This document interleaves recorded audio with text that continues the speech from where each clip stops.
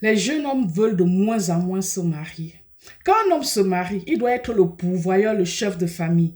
Il doit s'occuper, travailler, s'occuper de sa famille et de la famille de la femme même dans certains cas. Et quand la femme, elle travaille, hein, son salaire, la société voudrait, parce qu'elle souffre trop, que son salaire soit pour elle.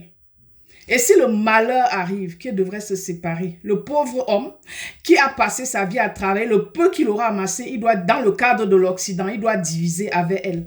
Et après, il va crier partout qu'il était toxique. Pourquoi un homme devrait se marier? Et en plus, les femmes même criaient, oh, le mariage n'est pas une fin en soi. Oh, pourquoi tu racontes tout ça tout le temps? Le mariage est et restera une fin en soi. Hein? Celle qui dit que le mariage n'est pas une fin en soi, là, c'est pour cacher sa frustration sur un homme libre. Hein? Les chiffres ne trompent pas. Sur un homme libre, il y a 8 femmes prêtes à s'engager. Un homme qui veut s'engager, il y a 8 femmes qui sont prêtes à s'engager. Et pour les ramener vers nous, hein, ce singleton d'hommes sur 8 femmes-là, il faut, la seule chose que tu vas gagner, c'est d'être féminine. Il faut réapprendre à être féminine. Une femme ne doit pas être forte.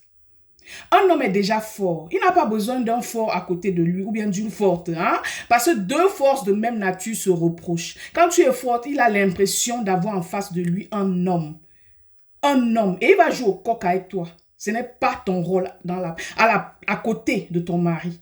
Tu dois être féminine, douce.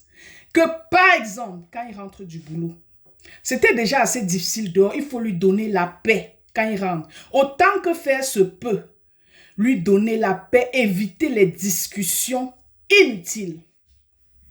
La paix, c'est tout ce dont il a besoin, le respect, le calme.